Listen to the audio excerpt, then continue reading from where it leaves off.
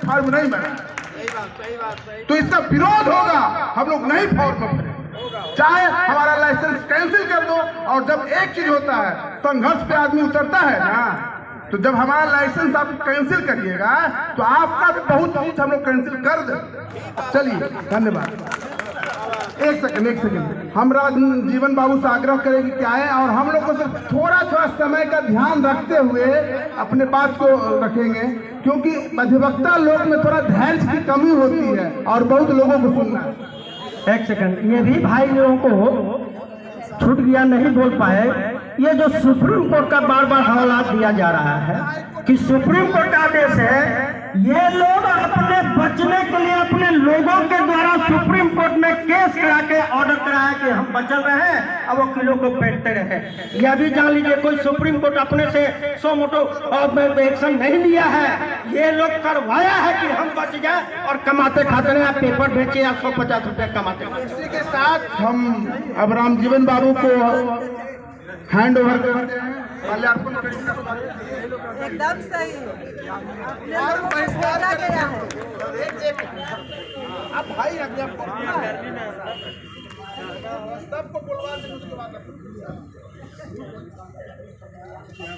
माननीय धर्मनाथ जी की 78वां जन्म उत्सव समारोह की अध्यक्षता कर रहे वरीय अधिवक्ता श्री योगेश चंद्र वर्मा जी, मंचासीन सम्मानित अधिवक्तागण एवं अन्य सम्मानितों और इस जन्मोत्सव समारोह में उपस्थित अधिवक्तागण एवं अन्य मित्रों, सबसे पहले ऐसे तो मैं माननीय धर्मनाथ जी को बधाई सुबह सुबह ही दे चुका हूं, लेकिन यहां से भी मैं उनको तहे दिल से जन्मदिन की और 75 वर्ष अधिवक्ता होते हुए पूरा करने के लिए दोनों के लिए बधाई। तो माननीय मित्रों, बहुत सारी बातें आ गई है। धर्मनाथ ये राम संदेश लीजिए तो विस्तार पूर्वक सारी बातें कह चुके। अब सवाल खड़ा होता है कि आगे करना क्या है और ये लोग क्या कर रहे हैं। थोड़ा सा हम ये बता दें, 2014-15 की भी बात आई वेरिफिकेशन का, तो उस समय भी जैसा उन्होंने भी कहा और हमने भी विरोध किया, विरोध में शामिल रहे। योगेश बाबू का भी इसमें भरपूर सहयोग मिला था, इसमें कोई शक नहीं। लेकिन संघर्ष और संघर्ष पर जो उसके निदान के लिए बैठे लोग हैं, वो अगर नकारा हो जाएंगे तो वो संघर्ष कितना भी करते रह जाइए, आपकी आवाज कोई सुनने वाला नहीं है। वेरिफिकेशन के सवाल पर भी यही बातें हमें देखने को मिली। हम लोगों ने तो आवाज उठाया, सिर्फ अंतर ये पड़ा कि सबसे पहले आया 500 रुपया ले करके वेरिफिकेशन कराने का 2014 में। उसका जब विरोध हुआ तब फिर 2015 में संशोधन होकर के आया और तब 100 रुपया लिया जाने लगा। सवाल ये खड़ा होता है कि चाहे आप 500 रुपया लिए, चाहे आप 100 रुपया लिए, उस पैसे का क्या हुआ, एक सवाल है। दूसरी बात कि कितने लोगों को वेरिफिकेशन करके बिहार स्टेट बार काउंसिल ने या दूसरे स्टेट बार काउंसिल्स ने दिया, इसका भी हम लोगों के सामने आना चाहिए। ये आज तक नहीं आया। कहा जाता है फर्जी वकील। सही में मित्रों ने कहा कि लीगल एजुकेशन जो भी दिया जा रहा है उसका monitoring Bihar state bar council और स्टेट बार काउंसिल्स के द्वारा किया जाता है। तो जब मॉनिटरिंग आप कर रहे हैं, डिग्री आप दिलवा रहे हैं, हम अधिवक्तागण आपके द्वारा मॉनिटर किए गए कॉलेज से डिग्री प्राप्त करके और उसके बाद वकील बन रहे हैं, और तब आप कहते हैं कि ये फर्जी आ गए हैं। अब सवाल ये भी आगे खड़ा होता है कि हम तो फर्जी हैं, आप पूरे जब मंच से हमारे बार काउंसिल ऑफ इंडिया माननीय हैं, माननीय तो उनको कहना पड़ेगा, लेकिन वो जब कहते हैं कि 40% अधिवक्ता बिहार का फोर्ज है, जाली है, तो हमको उस समय शर्म से हमारा शर्म से सर झुक जाता है कि हम कैसे इंस्टीट्यूशन में बैठे हुए हैं जहां 40% अधिवक्ता जाली है, फर्जी है। तो यह सुनियोजित तरीके से जो भी इनका तरीका है, लेकिन इन्होंने ऐसा किया। अब ये जो ऐसा कर दिए और निकला कुछ नहीं। पिछले जो चुनाव हुए कहा गया कि जो वेरिफिकेशन फॉर्म नहीं भरेंगे वो वोटर नहीं होंगे। 42,000 अधिवक्ता लगभग वोटर थे। इसका मतलब सबों ने फॉर्म भरा और वो 42,000 अधिवक्ता पिछले ही साल फॉर्म भर के और वोटर बने, तो कम से कम अभी जो आया था उसको तो एग्जेम्प्ट करना चाहिए था, लेकिन नहीं। एक ट्रांसफर पिटीशन फाइल किया गया सुप्रीम कोर्ट में बार काउंसिल ऑफ इंडिया के द्वारा, और उस ट्रांसफर पिटीशन में यह आदेश हुआ, बार काउंसिल ऑफ इंडिया को यह कहा गया है उसमें कि आप वेरिफिकेशन का अप टू डेट स्टेटस क्या है ये रिपोर्ट दीजिए। अब मुझे यह समझ में अभी तक बात नहीं आई कि वो आपको स्टेटस अप टू डेट मांग रहे हैं, बार जो भी सुप्रीम कोर्ट मांग रहा है, और वहां पर हम एक लेटर जारी कर दिए कि फ्रेश से वेरिफिकेशन फॉर्म भरिए। Bar council of supreme court ने तो ऐसा नहीं कहा है। जो ट्रांसफर पिटीशन है वो ट्रांसफर का केस है, और उसमें यह कहा जाता है कि ये वेरिफिकेशन फॉर्म भरिए। तो इस ढंग से हर अधिवक्ताओं को, खास करके 90 से बाद वाले जो हैं, उनको भारी परेशानी का सामना करना पड़ रहा है। अब हमारे महासचिव महोदय हैं, इन्होंने अपने आप को लगा कि असहाय अनुभव कर रहे हैं। हमारे अध्यक्ष जी बोल करके चले गए। बात तो कहना आसान है, लेकिन इसे हम करें कैसे, सवाल ये खड़ा होता है। तो एसोसिएशन पंगु नहीं है, और एसोसिएशन हर बार काउंसिल को निर्णय को मानने के लिए पूरे रूप से बाध्य नहीं भी है। इस बात को सोच के चलना चाहिए। हम उनके सबऑर्डिनेट नहीं हैं। अगर वो स्टैट्यूटरी बॉडी है तो हम भी इसी के सिस्टम के तहत एक बॉडी के हेड हैं। तब हम करेंगे क्या, हमको करना क्या है? तो जैसे ही ये आया था जनरल बॉडी मीटिंग बुलाते, और आपको नहीं, कुछ लोगों ने कहा कि आप विरोध कीजिए। नहीं, सेक्रेटरी और प्रेसिडेंट या एग्जीक्यूटिव बॉडी विरोध नहीं करके विरोध करे जनरल बॉडी। जनरल बॉडी में आवेगी बात, वहां चर्चा होगी, और तब विरोध जाएगा वहां, और विरोध जाएगा कि नहीं हम फॉर्म नहीं भरेंगे, हम फॉर्म नहीं भराएंगे। तो ये जनरल बॉडी का जो रिजोल्यूशन होगा वो न प्रेसिडेंट का रिजोल्यूशन रहेगा, न सेक्रेटरी का रिजोल्यूशन रहेगा, पूरे हाई कोर्ट के बाद एसोसिएशन का, एडवोकेट एसोसिएशन का रहेगा। या दूसरा रास्ता है कि यहाँ कोऑर्डिनेशन है। कोऑर्डिनेशन ये अपने अपने बार एसोसिएशन से फैसला लेकर के और भेजे, ये भी संभव है। और पूरे बिहार के जितने बार एसोसिएशन है, अगर पटना हाई कोर्ट का एडवोकेट एसोसिएशन जो सबसे बड़ा एसोसिएशन है वो इस तरह से रिजोल्यूशन लेके चलता, और तब हम लोग को भी मनोबल ऊपर चढ़ता, तब पूरे बिहार से ये आवाज उठना शुरू हो जाता, और तब हो सकता था कि ये रुक जाए। अभी ये संघर्ष की बात आई है। मैं निवेदन करूंगा, एक प्रस्ताव इस संबंध में यहां से पारित करवा के भिजवाया जाए कि बार काउंसिल ऑफ इंडिया ने जो ये लाया है, जो नियम लेटर भेजा है फ्रेश वेरिफिकेशन के लिए, इसे वो अविलंब वापस लें, और पहले से जो आया है उसको पहले वो वेरीफाई करें। उसके बाद हम अधिवक्ताओं को जो पहले भी भर चुके हैं उसको तबाह करने से अपने आप को रोके। मित्रों, बहुत समय ले लिया। जोगेश बाबू तो हम पर बिगड़ रहे होंगे, अध्यक्ष जी, चूंकि ज्यादा ये हो गया। अब है और सारे मुद्दे हैं।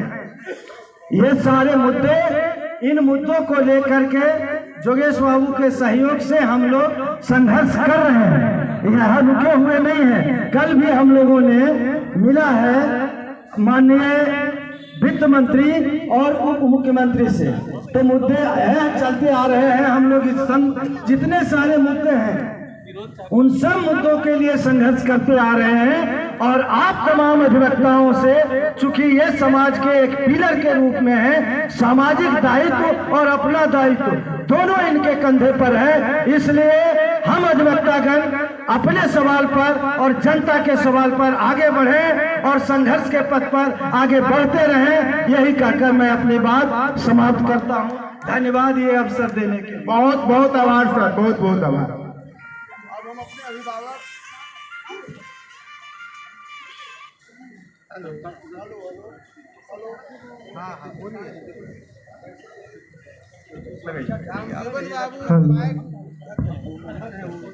चलिए रामजीवन बाबू, आपको मैं धन्यवाद देता हूं। आपने इतना मने संघर्ष के बारे में कि माइक भी।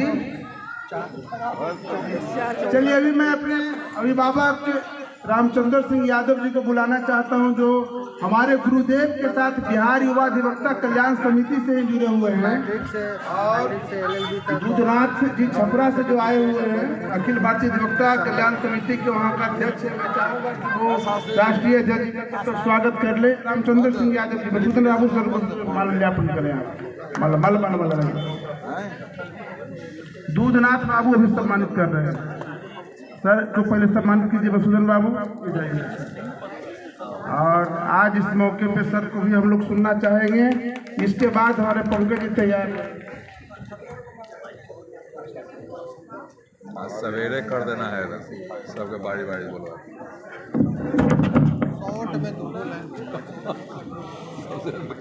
संघर्ष के गुरुदेव राम संदेश राय जी सर माननीय काफी धर्मनाथ प्रसाद यादव जी हर पहलू को टच कर दिया। अब कॉमन वर्ड अब रिपीट नहीं इनके साथ ये तो 6 बार अधिवक्ताओं के कल्याण के लिए जेल गए, लेकिन उनसे सबको बोलना है आपको। आधी यानी 3 बार मैं भी अधिवक्ताओं के संघर्ष के लिए जेल गया और परिणाम स्वरूप अधिवक्ता कल्याण कोष जो है आपके सामने है उस पर, लेकिन बहुत अरमान के साथ हम लोगों ने संघर्ष किया कि अधिवक्ताओं के कल्याण के लिए कुछ कारगर कदम उठाया जाए, लेकिन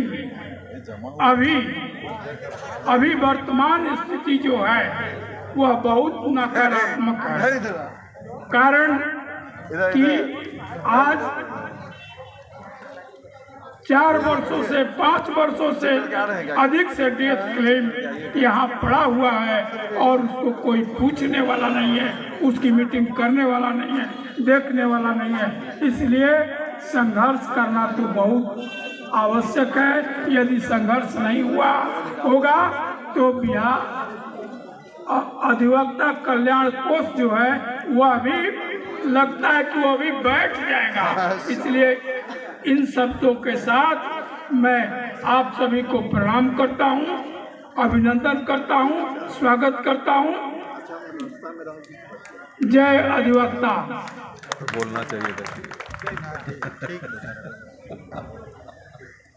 अब मैं अखिल भारतीय अधिवक्ता कल्याण समिति के जो हम लोग के बड़े भाई हैं कार्यालय सचिव जी, उनसे आग्रह करूंगा कि आए और 2 शब्द अपना रखें। और पंकज बाबू को आपको जाना है तो उसके बाद आप अपनी बात करो। आज मेरे गुरुजी श्री धर्मनाथ प्रसाद यादव जी का जन्मदिन है और इस जन्मदिन के मुख्य अतिथि के रूप पर हम लोग के स्वामी अनुरागानंद जी महाराज, जो हम लोग के स्पिरिचुअल गुरु भी हैं, ये अध्यक्ष है हमारे संस्था के, मैं उनको कोटि कोटि प्रणाम करता हूँ। और साथ ही मैं अपने गुरुजी श्री धर्मनाथ प्रसाद यादव जी को सादर चरणों को स्पर्श करता हूँ। आज मैं नागेंद्र प्रसाद यादव, मैं बिहार सरकार का स्टैंडिंग काउंसिल भी हूँ, उसमें मेरे गुरुजी का अहम योगदान है। और स्वामी अनुरागानंद जी का भी मैं दर्शन भले नहीं होता है, गुरुजी से बराबर आपकी चर्चा होती रहती है। आपका स्नेह सब दिन मेरे ऊपर रहा।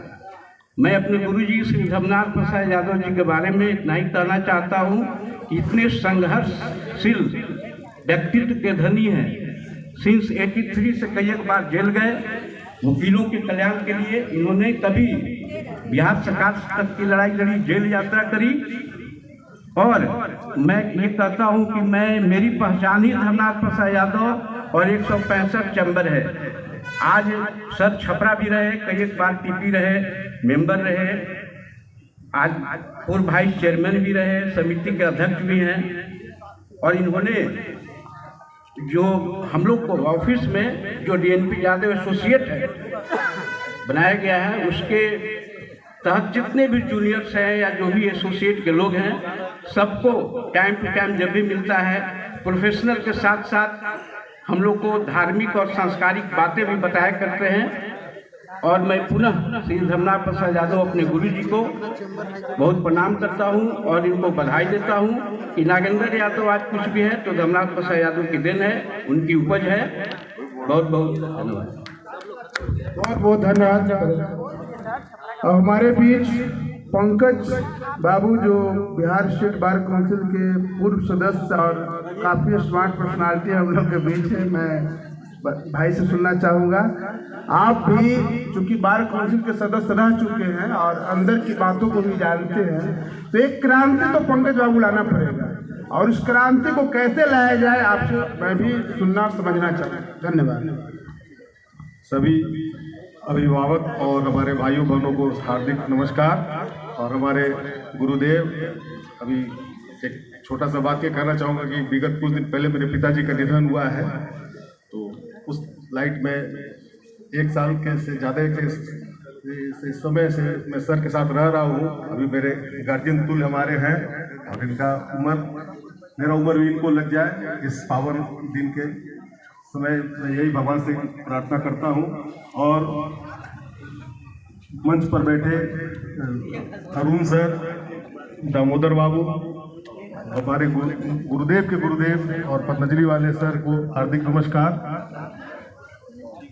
बहुत छोटे से शब्दों वाक्यों में मैं 2-3-4 बातें आप लोग सामने रखना चाहता हूँ कि मैं आज काउंसिल में नहीं हूँ तो क्यों नहीं हूँ। मैं आज काउंसिल में नहीं हूँ तो इसलिए नहीं हूँ क्योंकि काउंसिल 25 मेंबरों का जो काउंसिल होता है वो 1 मैन ऑर्गेनाइजेशन है और वो 1 मैन ऑर्गेनाइजेशन के अगेंस्ट जो भी जाएंगे वो सीधे बाहर का रास्ता देखें, नहीं तो अंदर उनके लिए कोई व्यवस्था नहीं है रहने के लिए, न उठने के लिए, न बैठने के लिए। और चीज़ें तब खराब होने लगी जब मैं काउंसिल में 2018 में अंदर गया तो देखा कि यस मैन बन के रहेंगे तो लंबा पारी खेलेंगे और जहाँ पे सवाल करेंगे तो बाहर का रास्ता आपको दिखा दिया जाएगा। तो इसी लाइट में मुझे, चूँकि मेरे ब्रीड में है कि मैं किसी के यस मैन के रूप में कभी कार्य नहीं कर सकता, तो उसी का खामियाजा मैं भुगत रहा हूँ कि मुझे डिलिबरेटली हराया गया इस इलेक्शन में। पहली बार इतिहास में, भारतीय इलेक्शन के इतिहास में पहली बार यह वर्चुअल काउंटिंग की व्यवस्था की गई कि अगर आप टीवी पे देख रहे हैं काउंटिंग और दौड़ते चले जाइए कि ऑब्जेक्शन कुछ रेज करना है सीढ़ी चढ़ के आरओ के पास, तब तक 50 काउंटिंग आगे निकल गया और अब चिट्ठी लिखते रहिए तब तक 150 काउंटिंग आगे निकल गया। ये एक व्यवस्था इन लोगों के द्वारा किया गया। दूसरा, हम शुरू करना चाहते हैं ऑडिट से। ऑडिट आपका आज तक बार काउंसिल ने कराया नहीं। आप लोग से भले ऑडिट की मांग करके एसोसिएशनों से पैसा लेती है, लेकिन अपना ऑडिट ये आज तक नहीं कराया। और इसके ऑडिट कराने के लिए हम लोगों ने जब चिट्ठी निर्गत करवाई हमारे गुरुदेव धर्मनाथ बाबू के तरफ से, तो इनके खिलाफ भी जांच ये बैठा दी गई थी।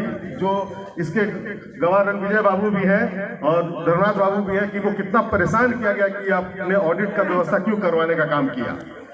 लास्टली ये लोग खुद एडमिट किया कि हम ऑडिट कराएंगे, लेकिन आज तक हम लोग को रखा ये पर्दे के पीछे और आज तक इसने ऑडिट पब्लिश नहीं करवाया, जिसके चलते आमद व्यय का आप ब्यौरा जब सरकार को नहीं देंगे तो भी बार काउंसिल आपके लिए कुछ सोचेगी नहीं। और ये लोग क्यों नहीं करवाया और क्यों ये ऑडिट का रिपोर्ट आज तक पब्लिश नहीं करवाया, ये वही लोग ज़्यादा जानते हैं।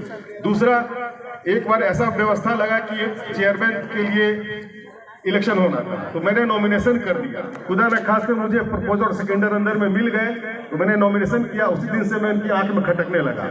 तीसरा बात में ये हुआ कि रणविजय बाबू एक बार कोऑप्शन में इन्होंने नॉमिनेशन कर दिया। तो नॉमिनेशन किया तो उन्होंने कहा कि भाई मुझे मदद मिलना चाहिए पंकज जी। मैंने कहा ओपन होकर हार्टेड से बोला कि एकदम आपके लिए हम खड़े हैं, और प्रपोजल सेकेंडर में जो भी हमसे बन सका मैंने किया, और इनको 4 वोट आए। वो 4 वोट ऐसा वोट उनके खिलाफ उनके दिमाग में पौंधा, जो वन मैन ऑर्गेनाइजेशन है, कि उसी दिन से मैं उनके नजर में टारगेटेड हो गया कि ये लड़का आया है मेरा जड़ हिलाने। हम सबको यस मैन बना के रखे हुए हैं और ये बहुत ज्यादा स्मार्ट बन रहा है। उसी दिन से हम टारगेट में आ गए। उसके बाद हमसे कोई कम्युनिकेशन की बात काउंसिल की तरफ से कुछ नहीं। हाँ, जहां तक वेलफेयर की बात होती थी हमेशा कहता था कि वेलफेयर की बात आप लोग क्यों नहीं करते। तो उस लाइट में भी मुझे हमेशा एक साइडलाइन करने का कोशिश किया गया, चाहे वो पटना में कॉन्फ्रेंस करवाने का काम किया गया हो, चाहे दिल्ली में कोई इस तरह का फंक्शन किया गया हो। 3 से 4 बार मैं दिल्ली का ट्रिप मैंने किया है। एक बार इलेक्शन हुआ था, इलेक्शन हुआ था चेयरमैन और वाइस चेयरमैन का, तब गया। एक बार उनके बेटे की शादी में गया, और तीसरी बार मैं गया वो लास्ट ईयर में जो इलेक्शन के 2-3 महीना पहले वो इंटरनेशनल कॉन्फ्रेंस करवाया गया था, तब मैं गया। तीसरा ये कहना है कि जब ये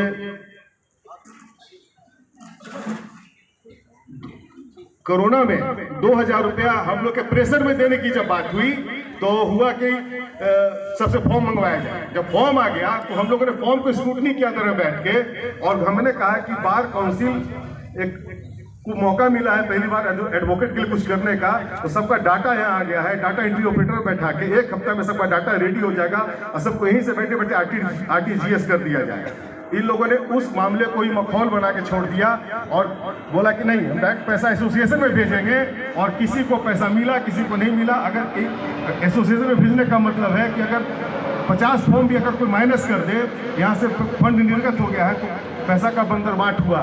उसमें भी वो भी 2001 तावा पर छीटा के जैसा था, जिसको आप लोग समझें। आप लोग से एक नम्र निवेदन है कि आप लोग भूलने का काम न करें, हमेशा जागे हुए रहें, क्योंकि बार बार 2014 से वेरिफिकेशन का फॉर्म का जो चल रहा है प्रक्रिया, वो 2014 से चल रहा है, और 2017 तक मैंने भी किया, फिर 2023 में मैंने फॉर्म भरा, और ऐसा कोई आसमानी ऑर्डर अचानक नहीं आया कि आपको तुरंत ये वेरिफिकेशन कराना। मैंने फॉर्म अभी तक भरा नहीं, और देखते हैं कि हम भरेंगे कि नहीं भरेंगे, क्योंकि हम कितना बार अपना खुद का बताएंगे कि हम एडवोकेट हैं। हम लोग नौकरी नहीं करते हैं। आप लोग से आग्रह है कि आप लोग वेलफेयर की बात को ये करिए, आप लोग क्वेश्चन करिए। आप लोग के दिमाग में जहन में बैठना चाहिए कि बार काउंसिल जो 5 साल का जो टेन्योर मैंने देखा है, तो आपका बार काउंसिल सिर्फ इलेक्शन करवाता है, एसोसिएशन का इलेक्शन रुकवाता है, एडहॉक बनाता है, एडहॉक हटाता है, और उसी में मीटिंग करता है, और इसके अलावा आपके लिए वेलफेयर के बारे में कुछ सोचता नहीं है यह बार काउंसिल। अब इसके कान में कैसे गर्म तेल डाल के कान खोला जाए, इसकी व्यवस्था के लिए संकल्प लेने का दिन है आज।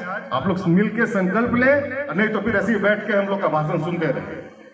अगर गलत का मुझे माफ करना। बहुत बढ़िया बोले, बहुत बढ़िया। अच्छा बोले पंकज बाबू, आपने जैसा कहा कि सोना नहीं है, जागते रहना है, तो देखिए अपने राष्ट्रीय अध्यक्ष का संदेश ही इस बारे में। आप बैठिए, मैं आपके सामने इसको पढ़ता हूँ। थोड़ा सा मैं देख रहा हूँ कि अपने अधिवक्ता भाइयों में थोड़ा मुरझाहट आ रही है, तो संघर्ष इस प्रकार नहीं होता है। आप इस लाइन को मैं पढ़ूंगा, आप लोग सिर्फ सुनेंगे। मैं समझता हूँ कि आप में फिर से वही ऊर्जा बढ़ जाएगा, वही 4 बजे वाले। देखिए, यहाँ से अभी चश्मा लगाने का भी नहीं समय, मैं पढ़ रहा हूँ गुरु जी का संदेश। तुम अब भी नहीं जागोगे तो कब जागोगे? कब तक खुद को ऐसे ही कमजोर करोगे, छिपोगे, डरोगे और खुद के अस्तित्व को प्रकट नहीं होने देगे? यह झूठ है कि तुम कमजोर हो, हमेशा हारने वाले हो। सच तो हमेशा यही है कि तुम अधम्य हो, अपरिमित हो, अतुलनीय हो। जीवन विराट है, इसको संकीर्ण मत करो, पूरी ताकत से जागो, अपने अंदर के महान व्यक्तित्व को उभरने दो, खिलने दो, विकसित होने दो। तुम जैसा सोचोगे वैसा ही बनकर रह जाओगे। ऊंचे लक्ष्य बनाओ और पहुंचो, कोई बाधा तुमको नहीं रोक सकती। तुम असीमित हो, मेरा विश्वास करो, मेरा विश्वास करो, मेरा विश्वास करो। तो क्या अभी आप करेंगे? इसी के साथ मैं बिहार प्रदेश के उपाध्यक्ष अरुण कुशवाहा जी को आमंत्रित करता हूं और वो हम लोग को संबोधन करें। अरुण कुशवाहा जी, मधुसूदन बाबू सर को माल्यार्पण करें। मधुसूदन बाबू जल्दी से माला। मधुसूदन इसका योजना बोलिए।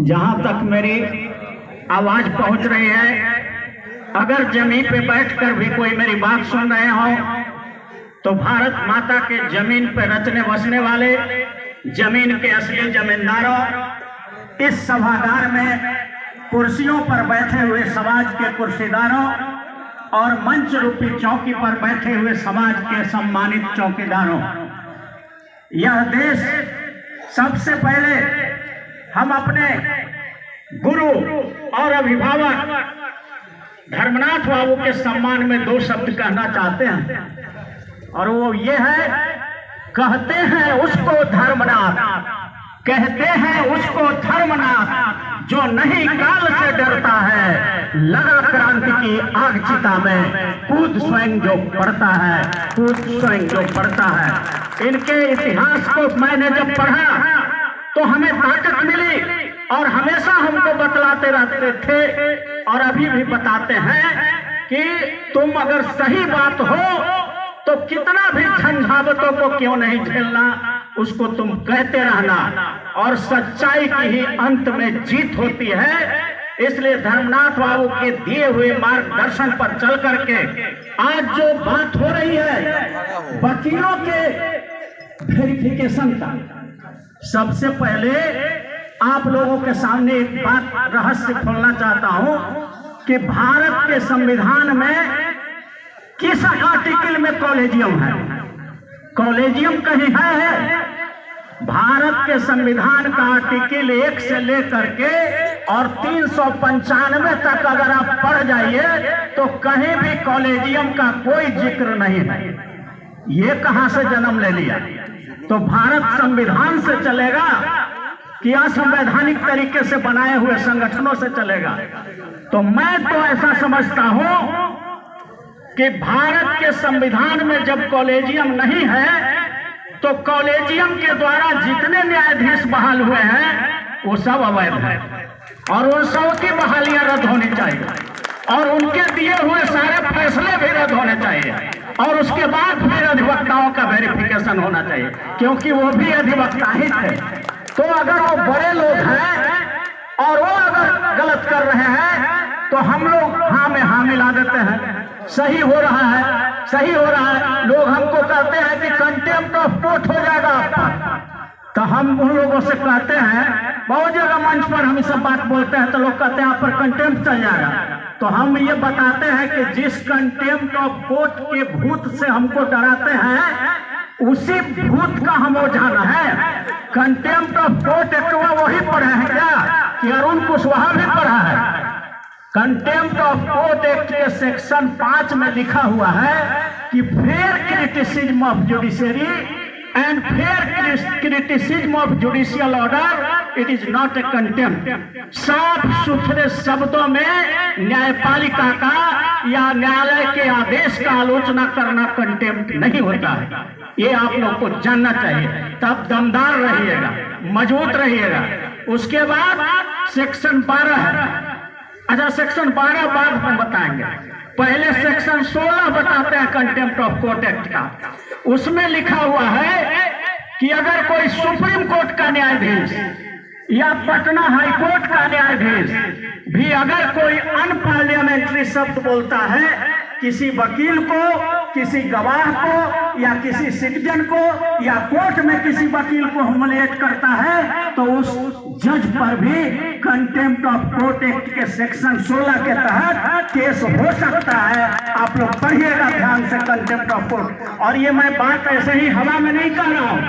यहाँ पटना हाई कोर्ट में जस्टिस एस अली साहब थे, उन्होंने एक वकील को कह दिया था कि एडवोकेट बहस के दौरान कि you are little fry for me, I will spoil your practice. ये बात डॉक्टर एस एन झा थे, आप सब जानते होंगे जो पुराने हैं, उस डॉक्टर एस एन झा को बोला था एस अली अहमद साहब ने कि you are little fry for me, I will spoil your practice.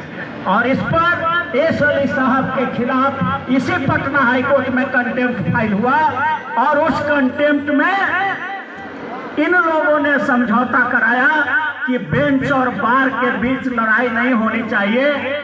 अब उसमें कंटेम्प्ट ऑफ कोर्ट एक्ट में पटना हाई कोर्ट ने जो आदेश किया 1986 TLJR में रिपोर्टेड है, आप लोग देखिएगा, उसको पढ़िएगा। पटना हाई कोर्ट ने क्या कहा कि देखिए वो जो जज लिखा हुआ है कंटेम्प्ट ऑफ कोर्ट एक्ट के सेक्शन 16 में, उसका मीनिंग हाई कोर्ट और सुप्रीम कोर्ट का जज नहीं होता।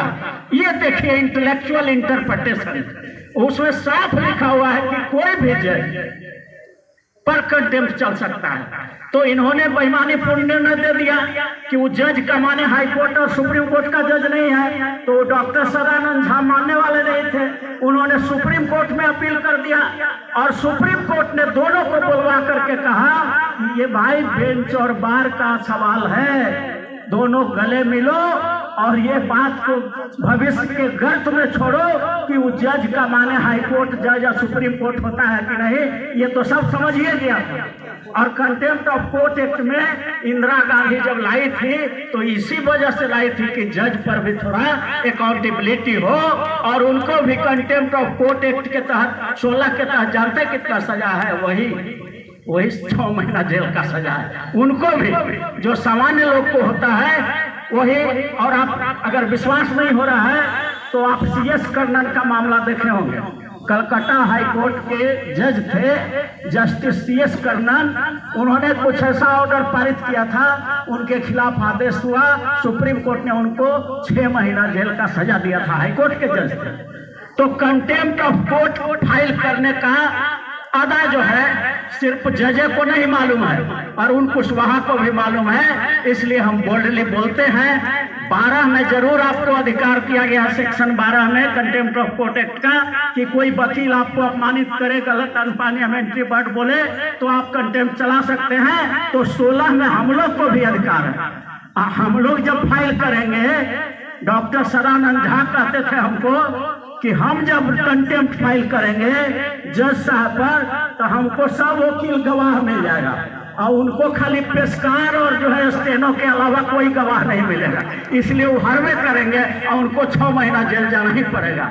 तो इसलिए हम अधिवक्ताओं को उत्साह को बढ़ाते हुए आज यही कहना चाहते हैं कि ये जो सर्टिफिकेट वेरिफिकेशन का जो व्यवस्था किया जा रहा है, गरीबों को जुडिशियरी से में आने से रोकने के लिए कहा जा रहा है। गरीब लोग यहाँ नहीं आए, उनको कोई न कोई अड़चन लगा करके उसको यहाँ से बाहर कर देने का ये साजिश है। इसलिए हम लोग मांग करते हैं बार काउंसिल ऑफ इंडिया के चेयरमैन से, bar council of Bihar state bar council के चेयरमैन से, कि चेयरमैन तो है नहीं, माने तथाकथित चेयरमैन से हम मांग करते हैं कि आप जितना भी वकीलों ने जो आप ओरिजिनल रखवाते हैं और एक सेट फोटो स्टेट रखाते हैं तब इनरोलमेंट करते हैं, तो हम लोगों ने आपके यहाँ ओरिजिनल भी दिया था और फोटो स्टेट भी दिया था और 3 महीना में आपने वेरिफिकेशन करके ओरिजिनल लौटाया है, तो जो फोटो स्टेट आपके पास है उसको आपने कहाँ गायब कर दिया?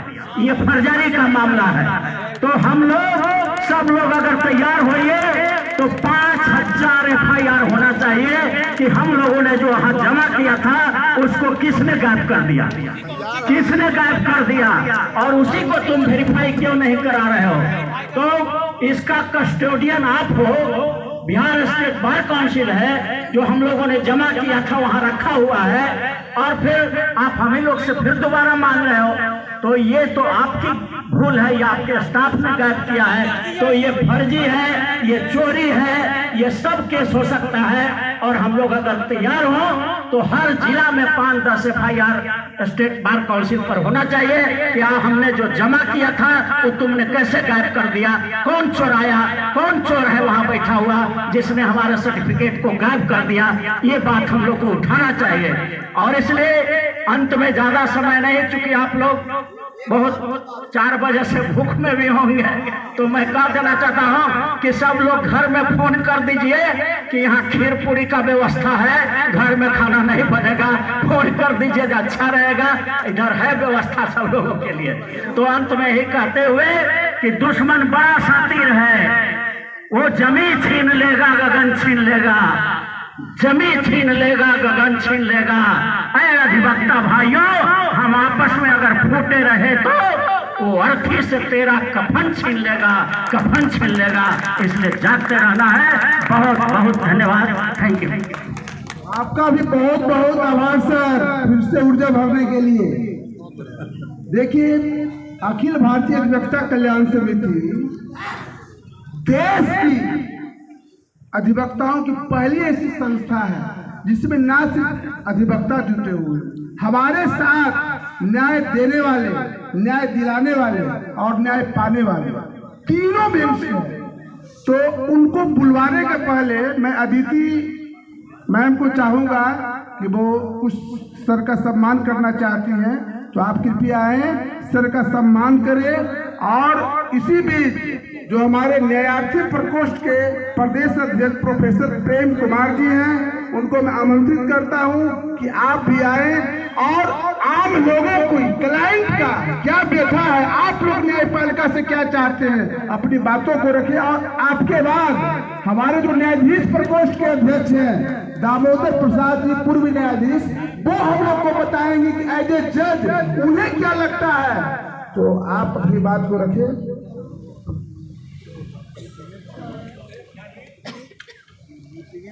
परम आदरणीय धर्मनाथ बाबू, जिनका जन्मोत्सव में हम लोग यहाँ शामिल हुए हैं, 40 साल के सामाजिक जीवन में ऐसा व्यक्तित्व मैं नहीं देखा। लगातार इनका जो सोच है बहुत ही सकारात्मक सोच और आम लोगों के लिए सोचते हैं।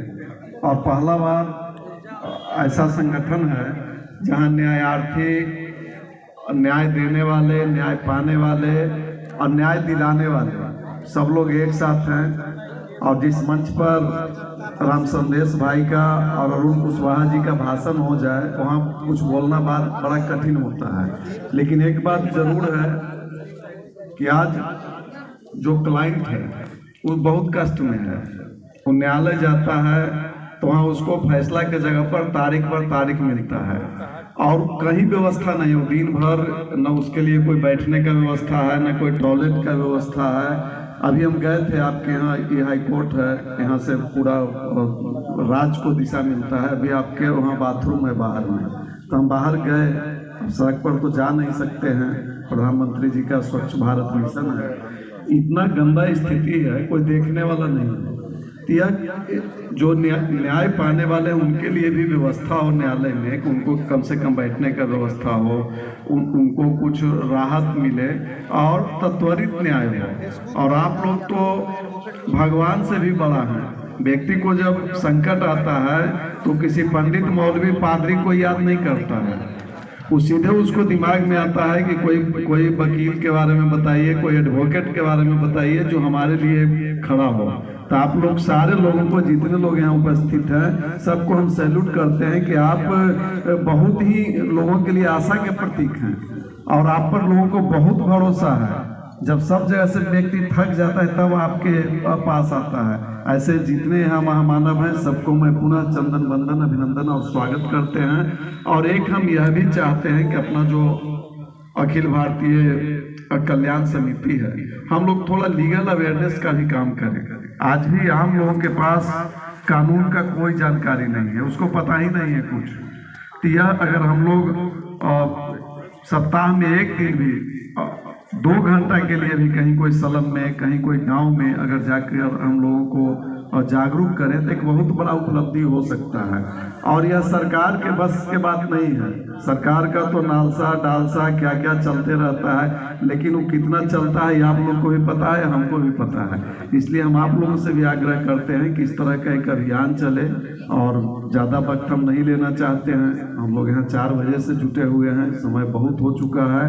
और मैं पुनः धर्मनाथ बाबू के प्रति आभार व्यक्त करते हैं और हम चाहते हैं कि इनका स्नेह, प्यार, मार्गदर्शन हम लोगों को युगों युगों तक मिलता रहे।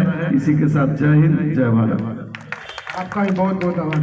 क्या बात है, देखिए लोग जा रहे हैं और अभी कुछ लोग आ भी रहे हैं। अभी अभी हमारी नजर हमारे नालंदा टीम पे पड़ी है। नालंदा के अध्यक्ष संतोष सिंह जी और नालंदा के महामंत्री विजय राम जी, अमरजीत पासवान जी, सारे लोग पहुंच चुके हैं। मैं चाहता हूं कि आप लोग जो सर के लिए लाए हैं गिफ्ट, आप आकर उनको भेंट करें। इसी बीच मैं अपने उप संपादक महोदय एवं उप संयुक्त संपादक महोदय से भी चाहूंगा कि जो विधि विमर्श की ओर से हम लोग एक अभिनंदन पत्र दिए हैं वो आप लोग सर को भेंट करेंगे। अरविंद बाबू राजगीर के, नालंदा के संतोष सिंह जी हैं और महामंत्री विजय राम जी हैं। अमित जी एक फोटो जरा उनके साथ। तो बुद्ध भगवान खाजा लाए, चलिए यहाँ भी आप लोग के लिए खीर की व्यवस्था है। चलिए आप लोग बैठिए। हाँ शिवानंद जी, आप सर आप दोनों सर को भेंट करेंगे और मैं भी क्योंकि संपादक हूँ तो मैं भी तीनों मिलकर सर को भेंट करेंगे। तब तक महामंत्री जी आप मंच का संचालन करें। कपड़ा नहीं। हाँ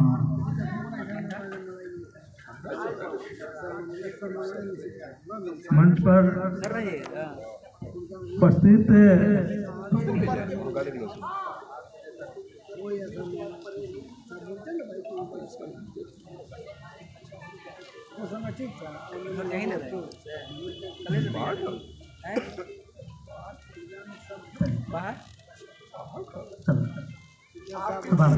पत्र को अब मैं चाहता हूँ शिवानंद जी आप इसके ऊपर हैं।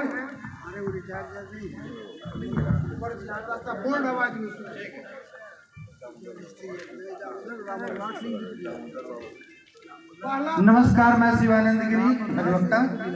मैं पढ़ देता हूँ अभिनंदन पत्र। अधिवक्ता रत्न श्री धर्मनाथ प्रसाद यादव, राष्ट्रीय अध्यक्ष अखिल भारतीय अधिवक्ता कल्याण समिति के सम्मान में यह अभिनंदन पत्र मैं पढ़ रहा हूँ। सिर्फ हंगामा खड़ा करना मेरा मकसद नहीं, मेरी कोशिश है कि यह सूरत बदलनी चाहिए। मेरे सीने में नहीं तो तेरे सीने में सही हो कहीं भी आग, लेकिन आग जलनी चाहिए। सचमुच आज हम सबों के लिए गौरव का दिन है। आज हम लोग धर्मनाथ सर के 78वां जन्मदिन एवं उनके वकालत पेशे के 50 वर्ष पूरा होने पर एकत्रित हुए हैं। ऐसे तो आप हमेशा अधिवक्ताओं के सम्मान में खड़ा रहे हैं, लेकिन आज हम अधिवक्तागण पटना उच्च न्यायालय एडवोकेट्स एसोसिएशन के शताब्दी भवन में आपके सम्मान में खड़े हैं। सर धर्मनाथ बाबू विख्यात न्यायविद, समाजसेवी एवं आध्यात्मिक व्यक्तित्व के धनी हैं। ये सदैव अधिवक्ताओं के लिए संघर्षशील रहे हैं। सन 1972 में बिहार विश्वविद्यालय मुजफ्फरपुर, जो वर्तमान में बाबा साहेब भीमराव अम्बेडकर विश्वविद्यालय से विधि स्नातक कर 6 जून 1976 को छपरा विधि मंडल में अधिवक्ता के रूप में कार्य शुरू किए। 27 जून 1977 को युवा अधिवक्ता कल्याण समिति की नींव रखे। अधिवक्ताओं के कल्याणार्थ सन 1982 से लेकर सन 1987 तक अनेकों बार जेल यात्रा किए। आपके इसी संघर्ष का परिणाम है सर कि एडवोकेट्स एसोसिएशन एक्ट 1983 और रूल 1984 सन 1984 से 1986 तक आप युवा अधिवक्ता कल्याण समिति के अध्यक्ष रहे। सन 1989 से लेकर 2023 तक आप बिहार स्टेट बार काउंसिल का सदस्य रहे। सन 1992 से 1998 और सन 2004 से 2007 के बीच 2 बार छपरा के लोक अभियोजक के रूप में अपना योगदान दिया। सन 2018 से 2023 तक आप बिहार स्टेट बार काउंसिल के वाइस चेयरमैन रहे। वर्तमान में आप अधिवक्ताओं की सबसे बड़ी संस्था अखिल भारतीय अधिवक्ता कल्याण समिति के राष्ट्रीय अध्यक्ष हैं। साथ ही साथ अधिवक्ताओं के विभिन्न संगठन की एकजुटता के लिए बने एडवोकेट्स ऑर्गेनाइजेशंस को कोऑर्डिनेशन कमेटी के संस्थापक महामंत्री हैं। आपके मार्गदर्शन में 2020 से कानूनी पत्रिका विधि विमर्श का प्रकाशन हो रहा है। आप सामाजिक एवं आध्यात्मिक कार्यों में भी बढ़ चढ़कर हिस्सा लेते हैं। आप पीडीसी के सदस्य, नशा मुक्ति समिति सारण के अध्यक्ष, डॉक्टर राजेंद्र प्रसाद फाउंडेशन के महामंत्री, पतंजलि योग समिति तथा भारत स्वाभिमान ट्रस्ट सारण के संस्थापक अध्यक्ष के रूप में भी योगदान दिए हैं तथा शिव गुरु मिशन भारत के प्रधान सचिव एवं विदेश सचिव के रूप में भी काम किए हैं। आपके विलक्षण गुणों के कारण ही इन सब प्रतिष्ठित पद पर आपको आसीन होने का सौभाग्य प्राप्त है। आप अपने सामर्थ्य एवं कौशल के बल पर अधिवक्ता समाज के साथ साथ अन्य वर्ग के लिए भी अपने को समर्पित कर दिए हैं। हमारी कामना है आप धर्म पथ पर चलते हुए देश के अधिवक्ताओं के कल्याण हेतु योगदान देते रहें। इन्हीं शब्दों के साथ आपको आपके जन्मदिन पर कोटि कोटि बधाई एवं अभिनंदन समस्त विधि विमर्श पत्रिका परिवार।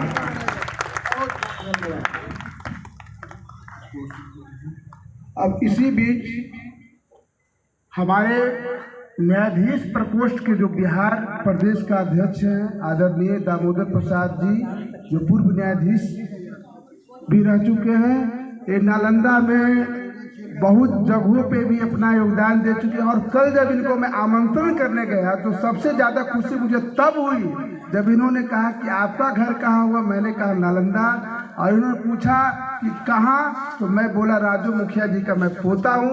तो इन्होंने कहा कि वो हमारे मित्र थे। मुझे काफ़ी खुशी हुई सर। तो मैं आपको दादाजी तो नहीं रहे, आपको ही दादा के रूप में मैं आपसे मार्गदर्शन लेता रहूँगा।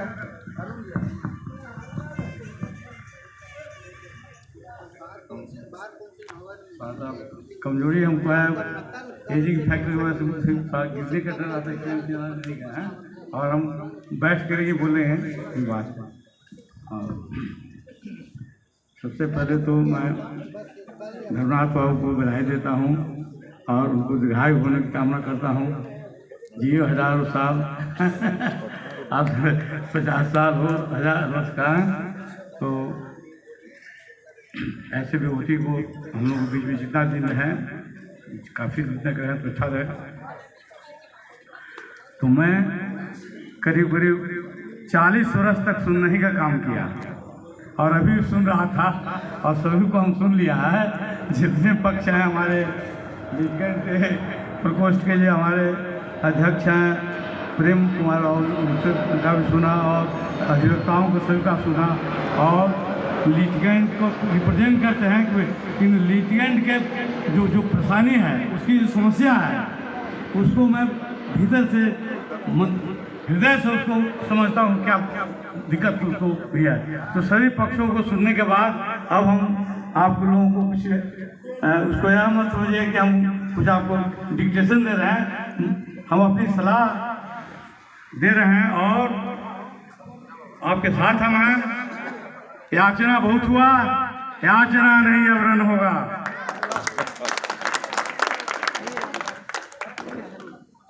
सेटिंग अरेंजमेंट का एक बार में बहुत लोग बोले हैं शुरू में, और आप जो हमारा अनुभव है सेटिंग अरेंजमेंट जो अधिवक्ताओं का है या न्यायपालिका में जो न्यायाधीश लोगों का भी जो कठिनाइयाँ रही हैं और अभी हैं, उसके बारे में 2 शब्द आप कहते हैं। मैंने 70 के दशक में बिहार न्यायिक सेवा में अपना योगदान दिया और सर्वप्रथम रोहतास जिला शाहबाद जस्टिस में हम ज्वाइन किया। रोहतास में थे, वहाँ पर एक श्यामलाल सिंह यादव मुख्तार एडवोकेट थे। तो उनका काफ़ी ब्रीफ था। हम स्टेट वहाँ पर देखा कि जितना केसेस है उसमें 50% से ज़्यादा उन्हीं का केस है, वही अपेयर होते थे। तो उनसे अपने बहस के दौरान उन्होंने कहा कि हमको सरकार बैठने का जगह नहीं है, हम पीपल के पेड़ पर बैठ करके वकालत करते हैं।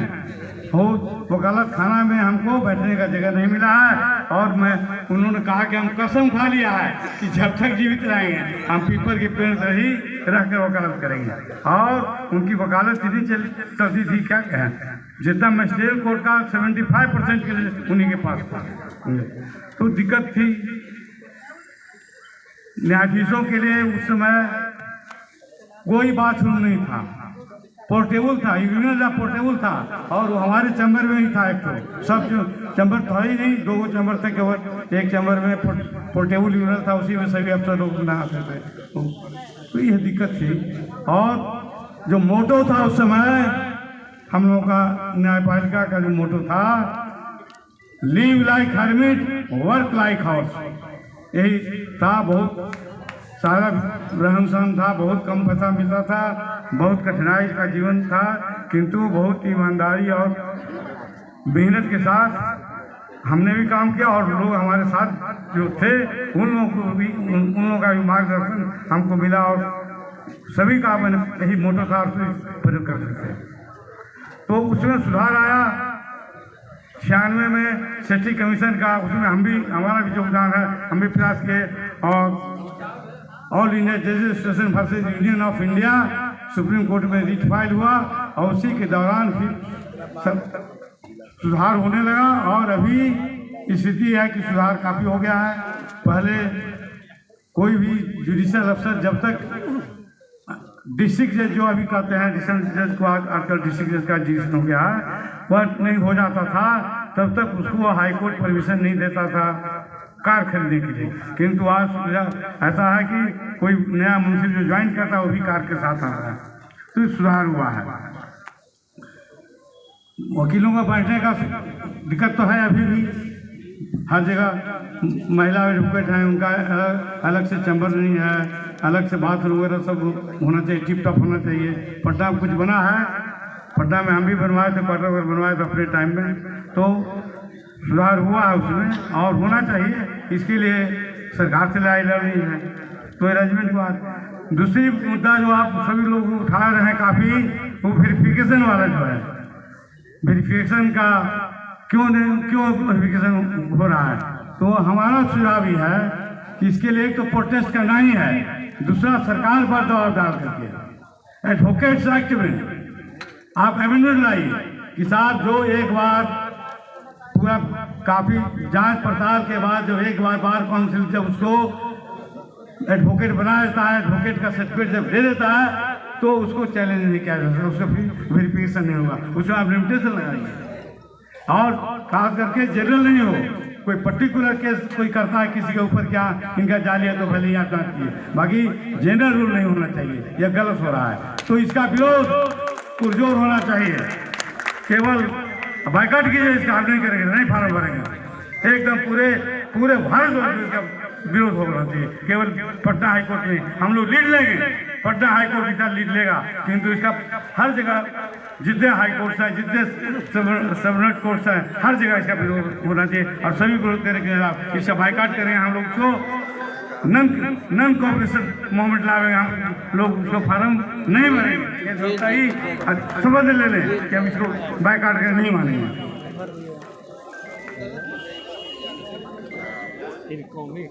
अरुण राव जो आपको बोले हैं, जो कंडेम्ड ऑफ कोर्ट और कॉलेजियम सिस्टम खास करके, तो कॉलेजियम सिस्टम से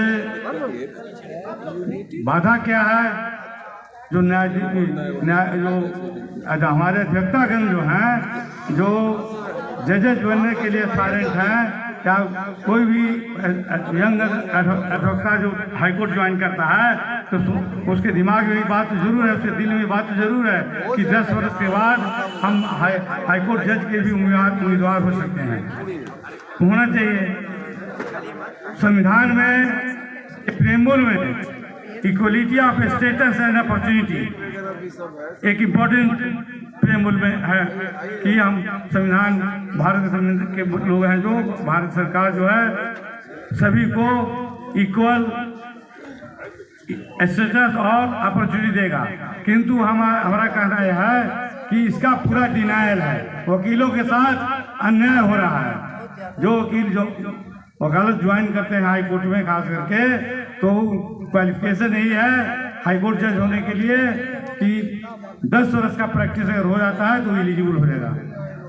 कॉलेजियम सिस्टम में गड़बड़ी क्या है कि पिक एंड चूज हो रहा है, अपॉर्चुनिटी सभी को इक्वल अपॉर्चुनिटी नहीं मिल रहा है। इसके लिए हमारा सुझाव है और संकल्प है, हम धन्यवाद से हमारा रोल है कि आज का संकल्प में इस संकल्प को भी आप जोड़िए कि जो भी अधिवक्ता हाईकोर्ट में प्रैक्टिस कर रहे हैं और जिनका एक्सपीरियंस, जिसका अनुभव 10 साल से ऊपर हो गया है, और जब भी वैकेंसी आता है हाईकोर्ट जजेस का, तो उसमें वैसे एलिजिबल जितने अधिवक्ता हैं सभी को अपॉर्चुनिटी मिले, और जो वकील हैं चाहे वो किसी भी समुदाय के हों, किसी भी वर्ग से आते हों, उसका उनका एलिवेशन, उनका अपॉइंटमेंट जज के रूप में होना चाहिए, किंतु उनको अपॉर्चुनिटी मिलना चाहिए। तो अपॉर्चुनिटी कैसे मिलेगा? हाई कोर्ट जज का वैकेंसी आ गया और पता नहीं चलता है कि भाई कब नाम चला गया और कब वेरिफिकेशन हो गया, कब जो एक का क्लियर जब होता है कि अपॉइंटमेंट हो गया, वारंट जब निकलता है तब लोग जानते हैं। ऐसा नहीं होना चाहिए। ऐसा प्रावधान हो, इसके लिए लड़ना होगा। ऐसा प्रावधान करे न्यायपालिका, सुप्रीम कोर्ट करे, हाई कोर्ट करे, ऐसा प्रावधान करे कि जितना भी एलिजिबल एडवोकेट है to be elevated for high court जजेज, उस सभी को अपॉर्चुनिटी मिले कि उस प्रोसेस में उस सम्मिलित हो। उसको आप बुलाइए, उसको पूछिए, उसको उसका जजमेंट देखिए, उसका आर्गुमेंट देखिए, उसका केस देखिए, उसको आप सुनिए।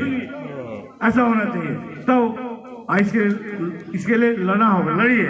और एजुकेटिव रिप्रेजेंटेशन, उचित प्रतिनिधित्व सभी समुदाय के लोगों को होना चाहिए।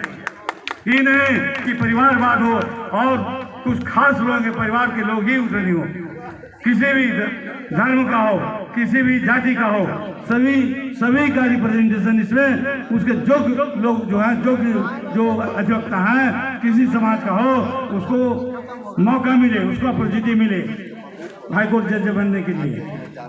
ये होना चाहिए, क्योंकि आज संवैधानिक है। आप कॉलेज में सिस्टम से करते हैं, किंतु आपको अपॉर्चुनिटी दीजिए, हमको बुलाइए। हमको अगर रिजेक्ट करते हैं तो हमको कारण बताइए कि आप आयोग पाए गए, तो क्यों आयोग पाए गए, होना चाहिए। ये तो अधिवक्ता के लिए हुआ। एक और हमारा सुझाव है कि अभी काफ़ी कॉलेजेस वगैरह, डिजिटल लॉ कॉलेज वगैरह खुल गया है। हमारा पौधा भी लॉ पढ़ करके तीसरा के हम थर्ड जनरेशन भी हमारा वो भी संकल्पित है कि हम जज बनेंगे तो एडवोकेट से बनेंगे। हम जुडिशरी में कंपटीशन वाला में नहीं जाएंगे।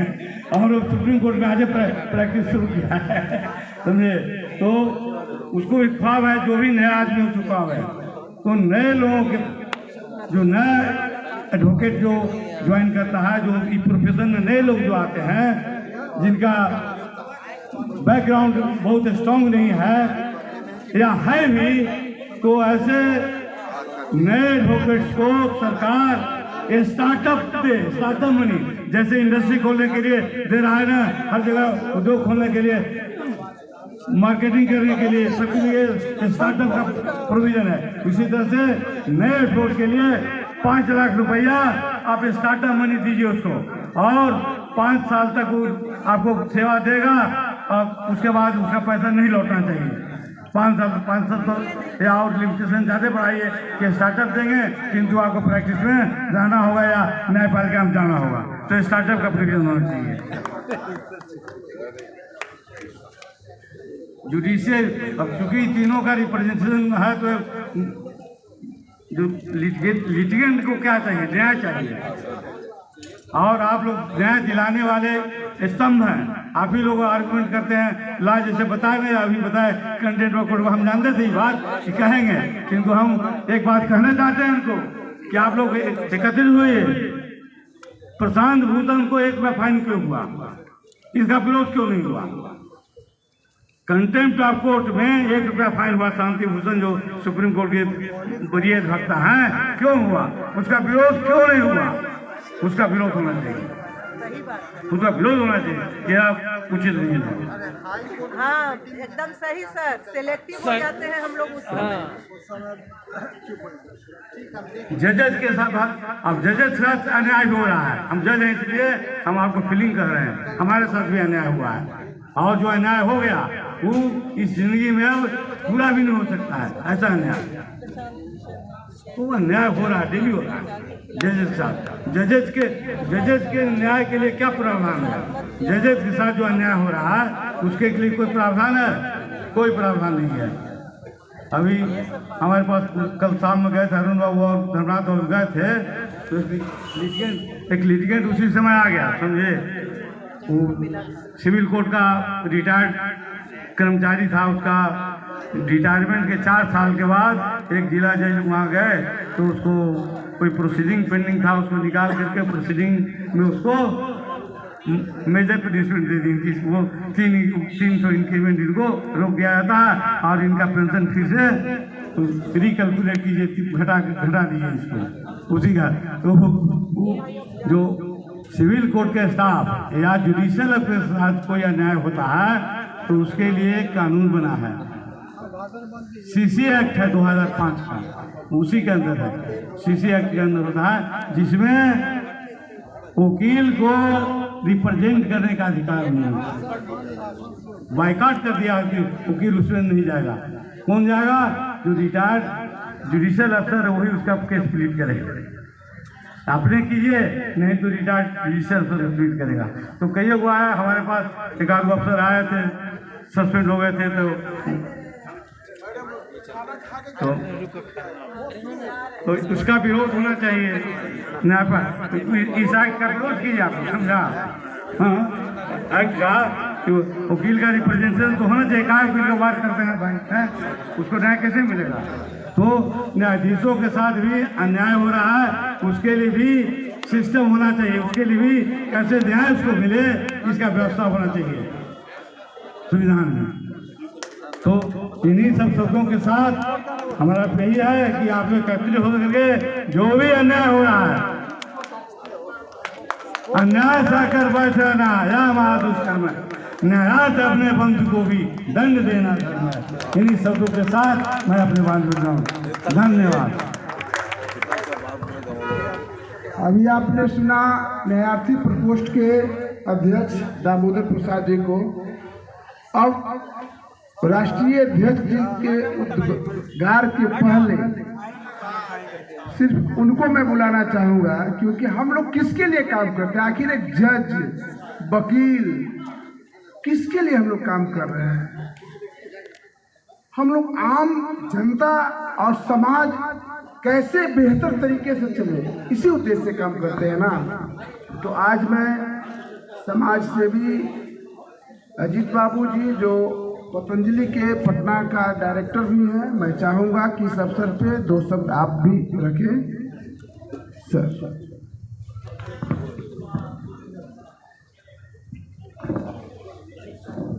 बहुत बहुत धन्यवाद आदरणीय रणविजय जी।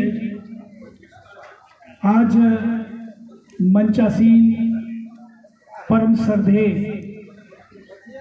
धर्मनाथ बाबू का 78वीं जन्मदिन है और विधि सेवा में 50 वर्ष इन्होंने पूरा किया है।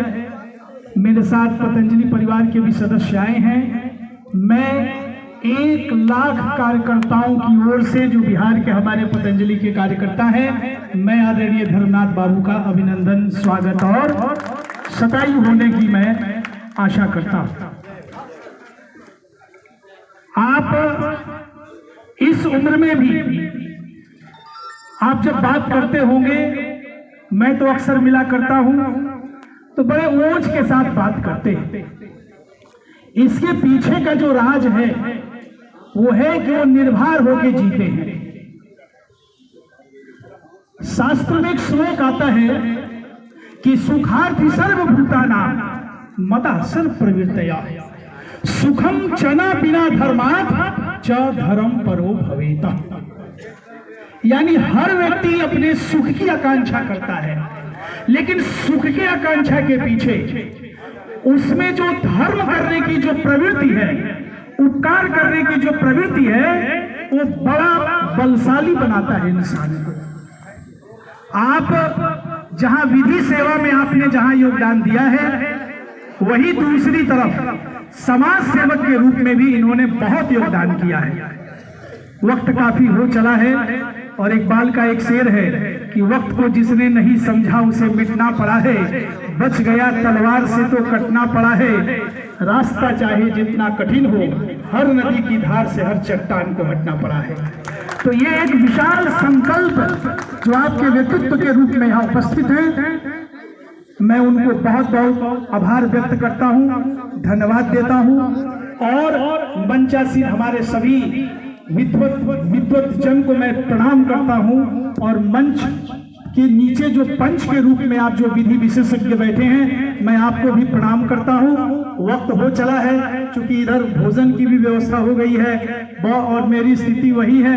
आदरणीय रणविजय जी ने बुलाया, जब शिक्षक जो अंतिम घंटी में बच्चे जो को पढ़ाने के लिए आते हैं तो सबके मन में पढ़ाई की इच्छा नहीं होती है, तो ठीक वही स्थिति लगता है कि आप सबके मन में भी है। बस मैं वाणी को विराम देता हूं कि आप सब ऐसे ही समाज के जो एक बहुत बड़े स्तंभ हैं, अपने अंदर ऊर्जा जलाए रखिए।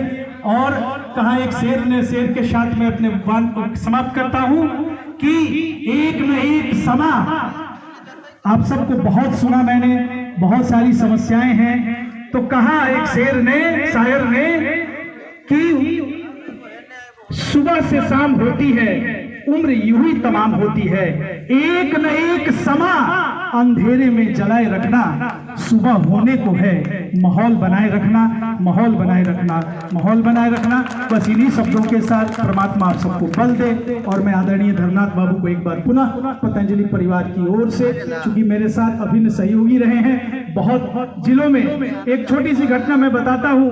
2008-9 में ये पीपी थे छपरा में, और वहां मैं उस समय मंडल प्रभारी था। मैं जाकर कहा सर को, मैं सर के पहली बार मेरी मुलाकात हुई थी, मैं जाके बैठ गया, सब क्लाइंट से बात कर रहे थे। जब मेरी बारी आई तो उन्होंने पूछा क्या बात है, मैंने कहा मैं पतंजलि से हूँ। उठकर इन्होंने गले लगाया और कहा बताइए कैसे आए हैं। मैंने कहा कि 1 महीने का मैं एक प्रस्ताव लेके आया हूँ, एक योग जागरण यात्रा मैं निकालना चाहता हूँ, जिसमें आपका कंट्रीब्यूशन चाहिए, योगदान चाहिए। आपको विश्वास नहीं होगा, 1 मिनट लगा। इनके स्वस्थ रहने का मैं राज बताता हूँ, क्योंकि मैं इनके हेल्थ प्रोमोटर भी हूँ।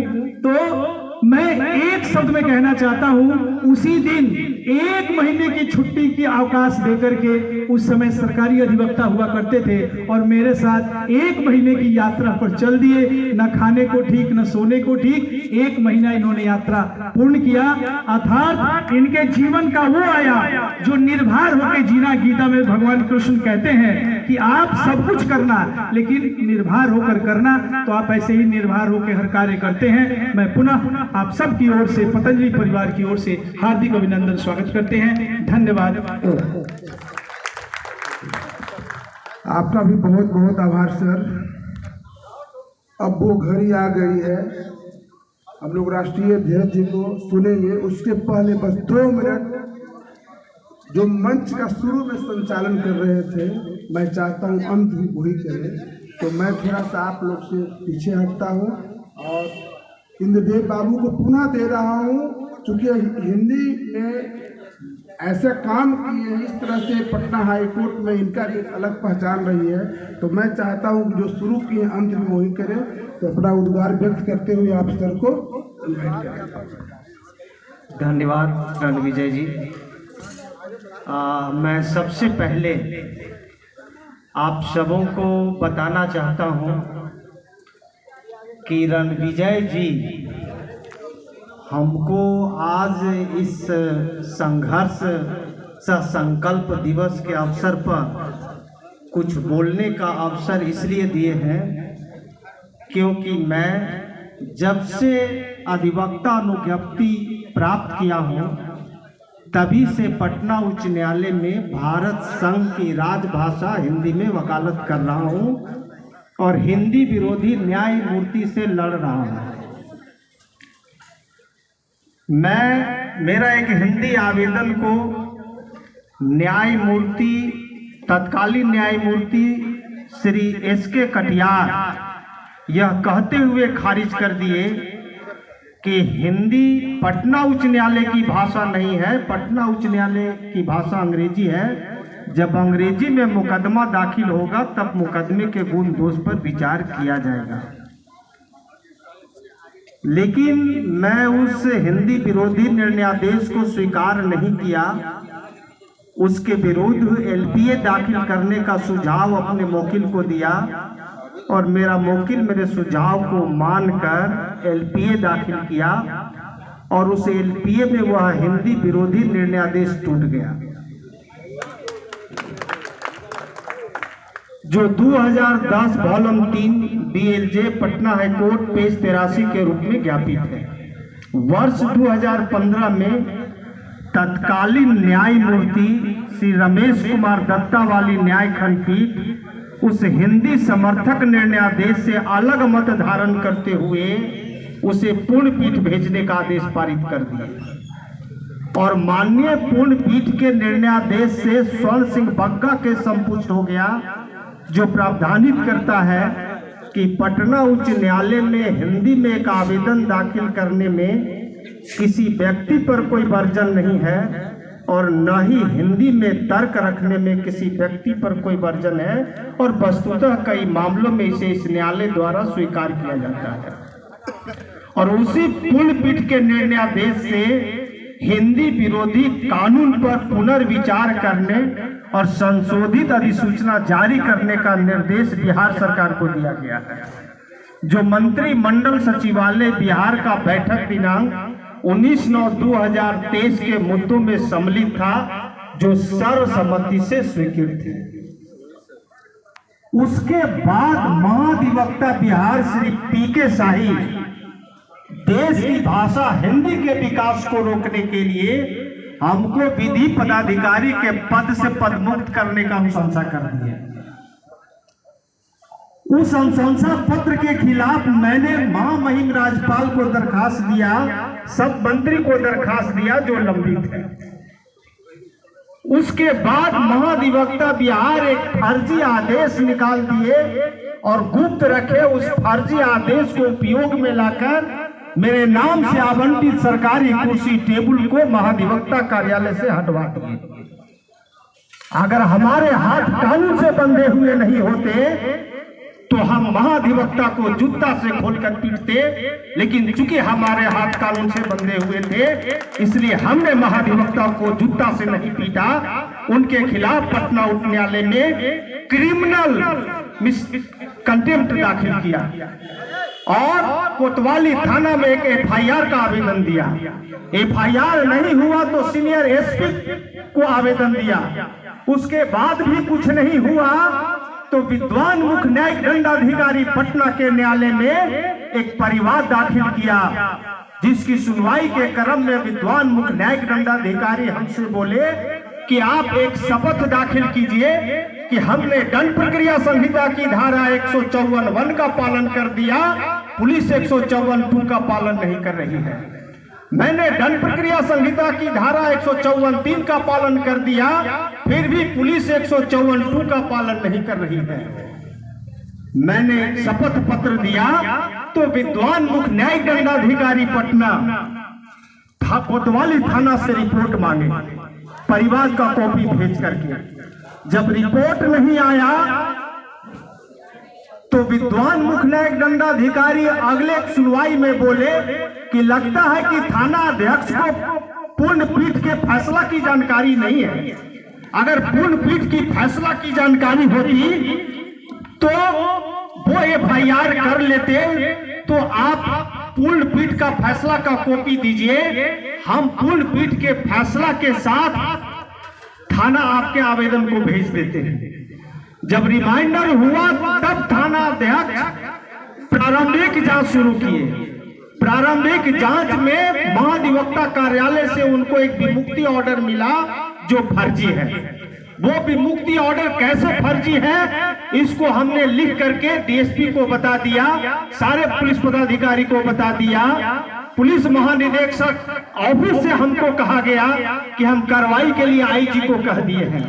आईजी बोले कि कार्रवाई के लिए हम एसपी को कह दिए हैं, एसपी साहब बोले कि कार्रवाई के लिए हम डीएसपी को कह दिए हैं, डीएसपी साहब बोले कि कार्रवाई के लिए हम थाना अध्यक्ष को कह दिए हैं, थाना अध्यक्ष बोले कि न्यायालय सर्वोपरि है, न्यायालय के आदेश जब आएगा तो हम एफआईआर करेंगे। और उसके बाद न्यायालय में कार्रवाई चल रही है और उसके बाद में सीजीएम साहब बोले कि अब तो एफआईआर के अलावा आदेश करने के अलावा कोई विकल्प ही नहीं है। और उसके बाद में भी एफआईआर नहीं हुआ तो एक क्रिमिनल रिट दाखिल किया है जो लंबित है। तो संघर्ष की बात हो रही है, हम संघर्ष की बात कर रहे हैं, कानूनी पूरी तरीके से संघर्ष कर रहे हैं, घबराने की बात नहीं है। अब इन्हीं शब्दों के साथ मैं माननीय श्री धर्मनाथ प्रसाद यादव जी को आमंत्रित करता हूं बोलने के लिए। एक बार जोरदार तालियों के साथ।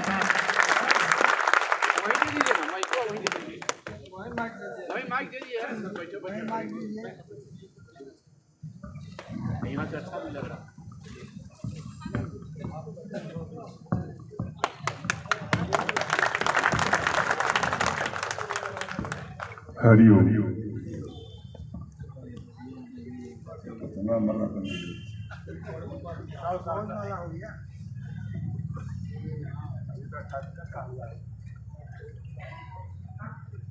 सच्चाई ये है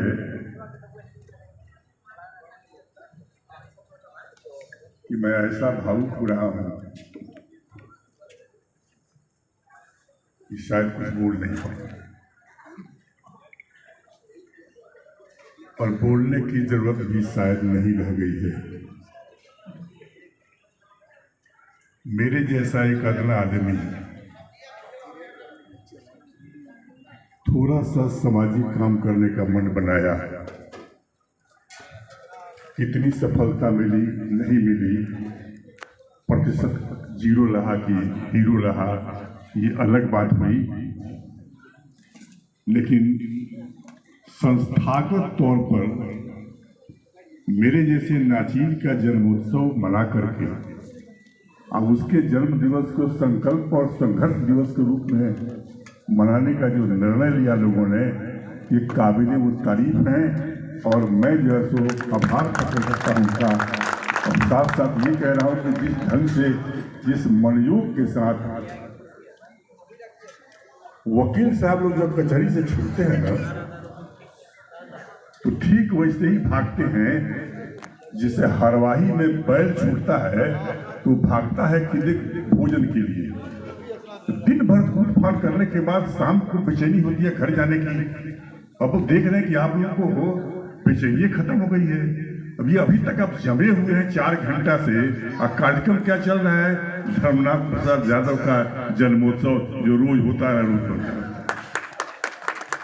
इसलिए आप लोगों ने इतना प्यार जताया है, अब मुझे लगता है कि सचमुच नहीं मरेंगे क्या? डर लगने लगा कि सचमुच नहीं मरे क्या? यदि नहीं मरे तो दुर्दशा क्या होगी? इतना आशीर्वाद, इतने लोगों का आशीर्वाद, तहे दिल से आशीर्वाद। चलिए अब कुछ कहने सुनने को बाकी नहीं है, मैं 2 शब्द कहने केवल जा रहा हूं। जितनी बातें आज की गई, इसको यदि कुकर में डाल दिया जाए और सीटी बजा दिया जाए तो एक ही बात आ रही है कि घर जल रहा है घर के चिराग से। घर जल रहा है घर के चिराग से, यानी हरिओम।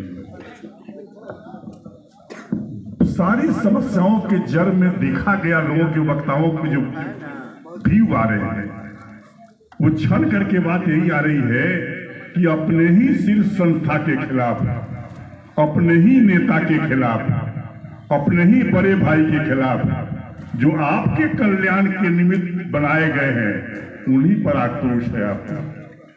इससे बड़ा दुर्भाग्य नहीं हो सकता। बिहार सरकार से हम लड़े, केंद्र सरकार से हम लड़े, वो शोभा की बात है, लेकिन हमें अपने नेता से लड़ना पड़े, अपने गार्जियन से लड़ना पड़े, बेटा को बाप से लड़ना पड़े, पोता को दादा से लड़ना पड़े, इससे बड़ा दुर्भाग्य हो नहीं सकता। तो क्या बात छड़कर आई? आक्रोश है। ये आक्रोश को धर्मनाथ प्रसाद यादव ने वर्षों पहले से परखा है, और हमें लगता है कि इसीलिए अखिल भारतीय विधायक काउंसिल ने जो निर्णय लिया, इसके सेंट्रल कोर कमेटी ने, कि इनके जन्मोत्सव को मनाएंगे हम, लेकिन सीधे जन्मोत्सव नहीं मनाएंगे, इसको संकल्प सह संघर्ष दिवस के रूप में मनाएंगे। तो अर्थ हो गया कि जो आक्रोश आपको है, उस आक्रोश के लिए आपको एक संकल्प लेना होगा। वो संकल्प किसी वैमनस्यता से नहीं, किसी बदले के भाव से नहीं, कोई व्यक्तिगत उद्देश्य से नहीं।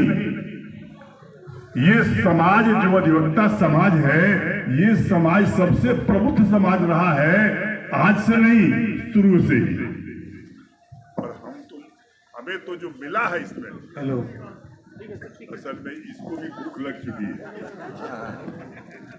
हम भी चाहते हैं कम बोलना, लेकिन ये और कम बोलना चाहते हैं।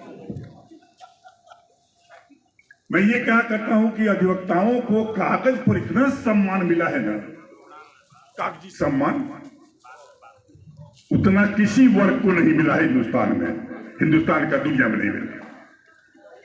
हम समाज के अभियंता कहे जाते हैं, इंजीनियर ऑफ द सोसाइटी, पहला गुण।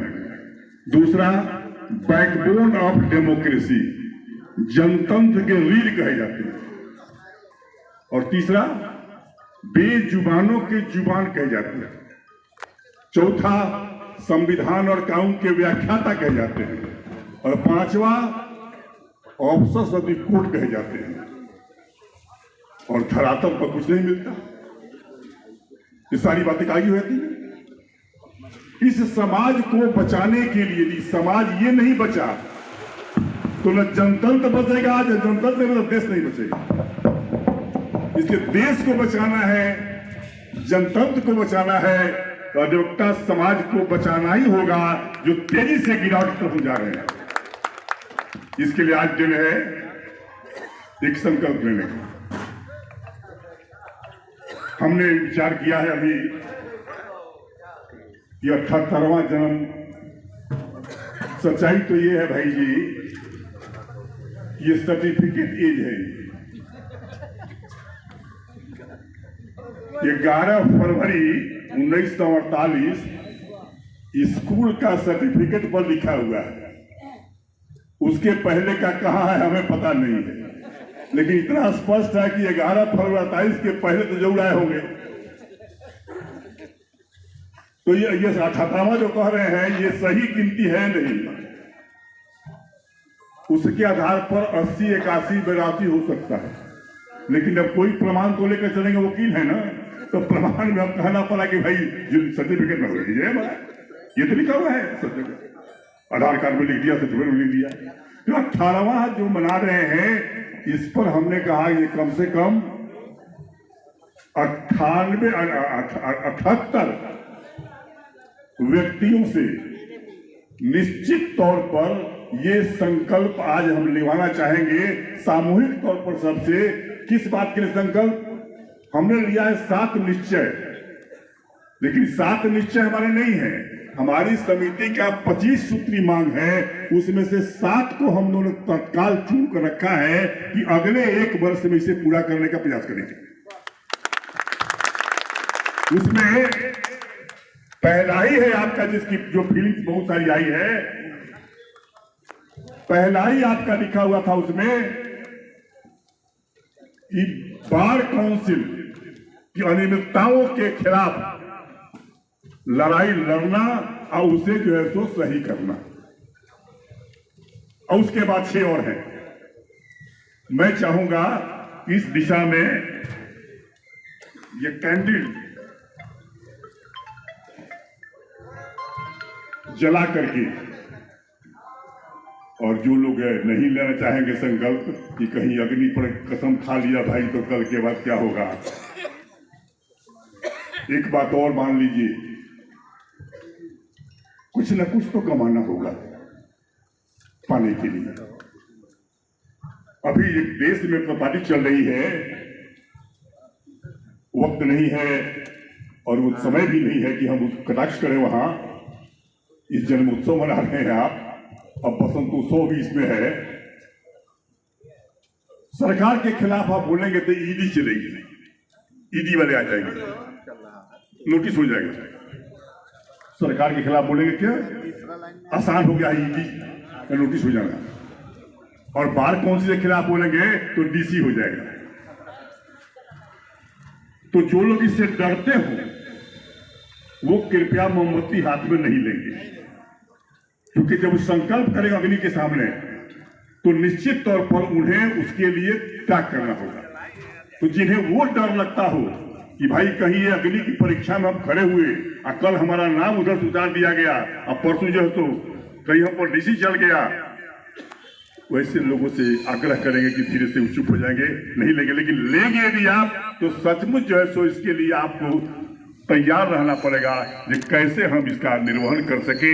यदि हम दूसरे की बात जो कहता है उसकी बात को नहीं भी माने तो अपने शब्द का, अपने संकल्प का तो रिस्पेक्ट करना सीख जाए।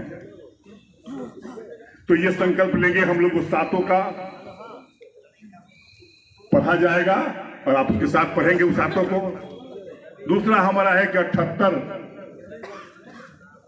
वर्ष यदि पार कर चुके हैं और 50 साल वकालत के पास कर चुके हैं, ये 78 हम लोग के जीवन के लिए सबसे उपयोगी और सस्ता सामान है कलम। बिना कलम के हम कुछ कर नहीं सकते और कलम हमेशा साथ रहने वाली वस्तु चीज है। तो मैं अपने जन्मदिन पर 78 कलम 78 व्यक्तियों को रिटर्न गिफ्ट कह लीजिए या शुभकामना कह लीजिए, वो मैं प्रदान कराने जा रहा हूं अपने आध्यात्मिक गुरु स्वामी रामानंद जी से।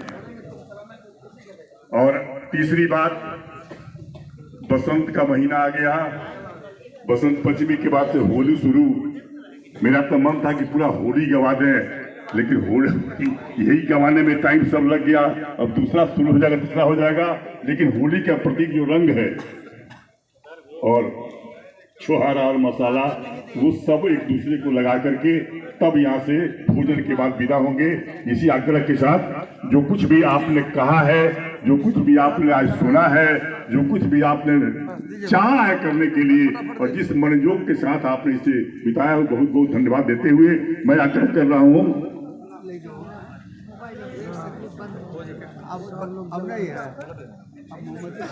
मैं अपने बिहार प्रदेश के संयुक्त सचिव श्री 108 गणेश राम उर्फ ज्ञान रत्न जी महाराज जो सिवान से बिलोंग करते हैं, उनसे आग्रह करें कि इस सातों संकल्प को आगे ये पढ़ेंगे और पीछे से लोग दोहराएंगे इसे।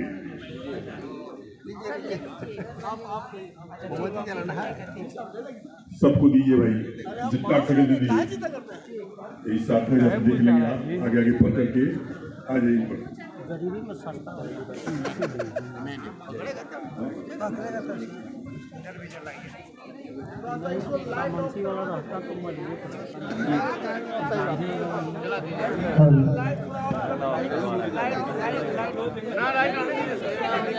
इस लाइट को थोड़ा सा ऑफ कर दीजिए, ठीक लग रहा है। अच्छा छोड़ दीजिए भाई, लोग ठीक लग रहा है। सब लोग हम खड़े हो जाएंगे इस पर और अपने अपने गुरुदेव को साक्षी रख करके ये हम लोग संकल्प लेंगे। आगे आगे पढ़ेंगे हमारे ज्ञान रत्न जी और पीछे से आप दोहरा देंगे उसे। हरिओम तत्सत, हरिओम तत्सत, हरिओम तत्सत। हेलो हेलो हेलो हेलो बोलो दादा, मैं बार काउंसिल में प्राप्त अनियमितताओं को खत्म करना मेरी प्रथम प्राथमिकता होगी। मैं अधिवक्ता प्रोटेक्शन एवं कंपनसेशन अधिनियम बनाना दूसरी प्राथमिकता होगी। मैं अन्याय, अत्याचार एवं भ्रष्टाचार के विरुद्ध लड़ना एवं कानून स्थापित करना मेरी तीसरी प्राथमिकता होगी। मैं अधिवक्ताओं के कल्याणकारी पेंशन योजना, अन्य योजनाओं को लागू करवाना चौथी प्राथमिकता होगी। मैं युवा एवं महिला अधिवक्ताओं के लिए विशिष्ट सुविधा प्रदान करना 5वीं प्राथमिकता होगी। मैं संसद एवं विधानमंडल में अधिवक्ताओं के लिए स्थान आरक्षित करवाना 6ठी प्राथमिकता होगी। मैं बार काउंसिल द्वारा निर्गत पहचान पत्रों की मान्यता केंद्रीय एवं राज्य सरकारों द्वारा प्रदत्त पहचान पत्रों की श्रेणी में रखवाना 7वीं प्राथमिकता होगी। इन्हीं 7 संकल्पों के साथ आज हम अखिल भारतीय अधिवक्ता कल्याण समिति के राष्ट्रीय अध्यक्ष माननीय धर्मनाथ प्रसाद यादव जी के 78वें संकल्प दिवस के साथ साथ 50 वर्ष अधिवक्ता के रूप में कार्य पूरा करने के अवसर पर आज हम सब लोग संकल्पित होते हैं। धर्मनाथ बाबू दीर्घायु हो, आप लोगों को दीर्घायु हो, दीर्घायु हो। धर्मनाथ बाबू दीर्घायु हो, धर्मनाथ बाबू दीर्घायु हो, धर्मनाथ बाबू दीर्घायु हो, धर्मनाथ बाबू दीर्घायु हो। अधिवक्ता एकता जिंदाबाद, अधिवक्ता एकता जिंदाबाद, अधिवक्ता एकता जिंदाबाद, अधिवक्ता एकता जिंदाबाद। सोचिए, एक शेर में आदरणीय धर्मनाथ बाबू के लिए कहना चाहता हूँ, बड़ी मुश्किल से दिल को दिल मिलता है। जरा सा गौर फरमाएंगे, मैं सिवान जिले से आया हूँ। सिवान बार एसोसिएशन का संयुक्त सचिव था इसके पहले, तो मैं आप लोगों को आदरणीय धर्मनाथ बाबू के लिए एक शेर सुनाना चाहता हूँ। बड़ी मुश्किल से दिल को दिल मिलता है, बड़ी मुश्किल से दिल को दिल मिलता है, बहुत चलने पे सागर को साहिल मिलता है। यूं तो बेशुमार लोग मिल जाते हैं लेकिन, यूं तो बेशुमार लोग मिल जाते हैं लेकिन बड़ी मुश्किल से धर्मनाथ बाबू जैसा इंसान मिलते हैं, इंसान मिलते हैं, इंसान मिलते हैं। तो साथियों, आज आप सब लोगों का जो उद्गार, आप सब लोगों ने जो उद्गार व्यक्त किया, उसके लिए एक शेर याद आ गया मुझे कि अनजाने गुलिस्ता क्या होगा। अच्छा, खाने जो भी भाई बंधु जा रहे हैं, कृपया खाना खाकर ही जाए। इधर बस स्टॉप लगा हुआ, भोजन करेंगे आप। धन्यवाद ज्ञापित के लिए मैं अपने संयुक्त सचिव रुपेश जी को आमंत्रित करता हूँ। कृपया धन्यवाद ज्ञापित। बहुत बहुत धन्यवाद आदरणीय रणविजय भैया जी। आज के इस संघर्ष संकल्प दिवस के दौरान उपस्थित तमाम अधिवक्ता बंधुओं को मैं दिल की गहराइयों से कोटि कोटि धन्यवाद और आभार प्रकट करता हूँ कि आपने आकर इस कार्यक्रम में 4 चांद लगा दिया। साथ ही अपने गुरुदेव आदरणीय धर्मनाथ बाबू को जन्मदिन के ढेरों शुभकामनाएं एवं बधाई देता हूँ। मेरा बचपन यही 65 नंबर MLA फ्लैट में गुजरा है।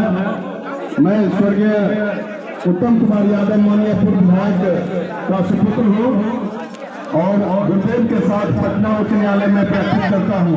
तमाम अधिवक्ता बंधुओं को धन्यवाद देते हुए मैं अपनी वाणी को विराम देता हूँ। तमाम साथी अल्पाहार करके ही जाएंगे। आपको भी दीजिए। बहुत बहुत धन्यवाद। अरे अभी ले लीजिए। अब कार्यक्रम की विधिवत समाप्ति की जाती है। बहुत बहुत आभार।